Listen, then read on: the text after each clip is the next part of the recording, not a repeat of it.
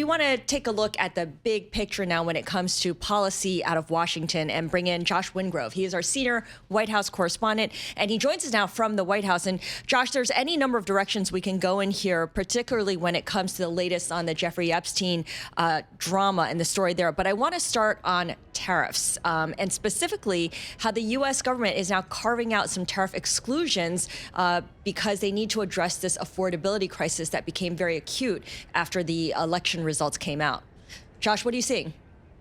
Yeah, we're told the president will sign an order today eliminating tariffs or reducing them at least. It's a little unclear on food products in particular that the U.S. either does not make at all or doesn't make enough of. Beef, coffee, bananas, tomatoes are among that list, we're told. My colleague Adriana and I just have a story on the terminal shortly about this. Speaking of all the things we could talk about today, forgive me if you hear a lot of sound behind me. The president is currently blaring a playlist on the Rose Garden, and you could hear it all through the compound. What's the song you could probably hear it in right Virginia. That's a good question, but we just got off Phantom before this, so you know he's you know. I know he takes a lot of pride in that playlist. Yes, exactly. So this is obviously, look, the administration is going to say that this is always part of the plan. There have always been exclusions. Jamieson Greer, the U.S. Trade Representative, told us that earlier today here at the White House. It is also, of course, an acknowledgement that tariffs have an impact on the price of things, which Trump has downplayed throughout his tariff campaign.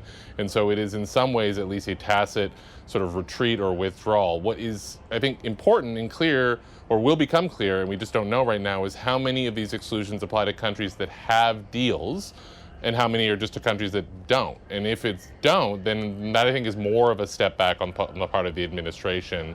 Whereas if they're just confining it to countries that have reached agreements, for instance, they announced 4 just last night, then that, you know, is maybe a bit more of a narrow action. So we just don't know the scope. We don't know what number of foods. We don't know whether the tariffs are simply being eliminated on them. You know, we just don't know what countries. A lot up in the air, but we're told as the president is signing it today, so we expect some details here pretty shortly.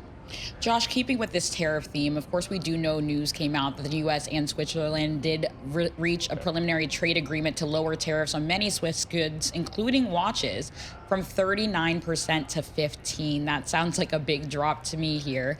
Talk to us about the developments here between the U.S. and Switzerland. Yeah, and Liechtenstein, let's not leave them out of the party. Big deal with both of them. This has been in the works for quite some time. The Swiss were hit with a pretty high rate and argued that that was because of some weird distortions in the data and how trade is recorded, including flow of gold. And so they've been sort of clamoring to be treated the same as the EU. That's what this deal essentially, give or take, does. Treat them the same as the EU with a 15% rate.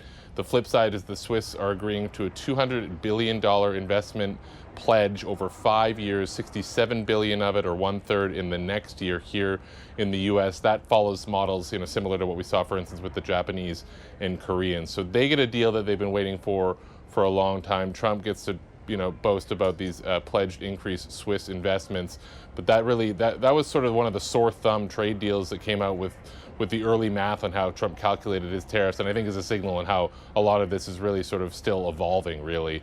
But between that and the deals announced last night, including with Argentina, but also some other Central American and South American countries, they're sort of starting to check off a lot of the list, and it will raise you know, attention on the other countries, which is starting to be kind of a dwindling number for which Trump has not made a deal. India, for sure, is one of them.